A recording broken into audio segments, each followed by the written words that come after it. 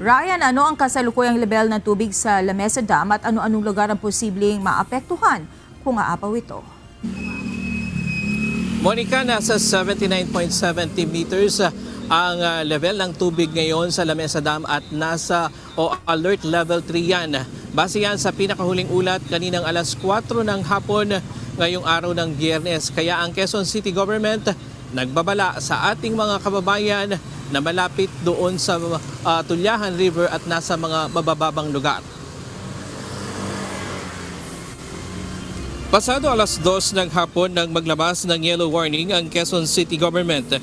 Ibig sabihin, makararanas ng katamtaman hanggang malakas na ulan ang lungsod sa loob ng 3 oras.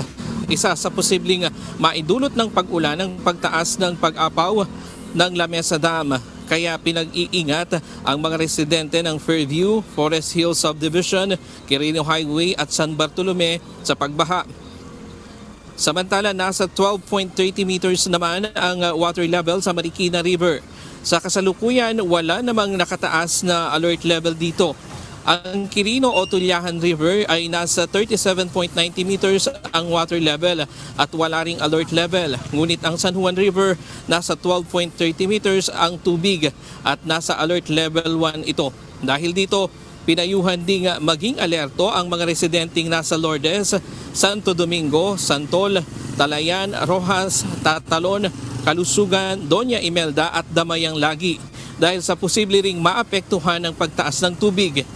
Ang Quezon City Disaster Risk Reduction and Management Council naman o QC-DRRMC naghanda ng mga staging area para sa mabilis na pagresponde kung kakailanganin ang preemptive evacuation o rescue operations. Kabilang dito ang Esteban Abad Elementary School sa District 1 at Amoranto Sports Complex sa District 4. Samantala, kaninang alas 3 ng hapon ay nag-ikot kami doon sa mga lugar na napaulat na tumaas kanina ang tubig baha kanina pasado alauna ng hapon.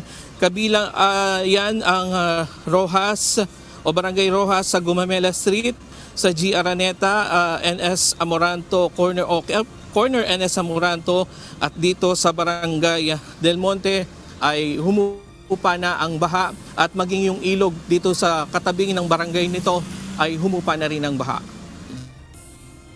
Yan muna ang latest mula dito sa Quezon City. Balik sa'yo, Monica.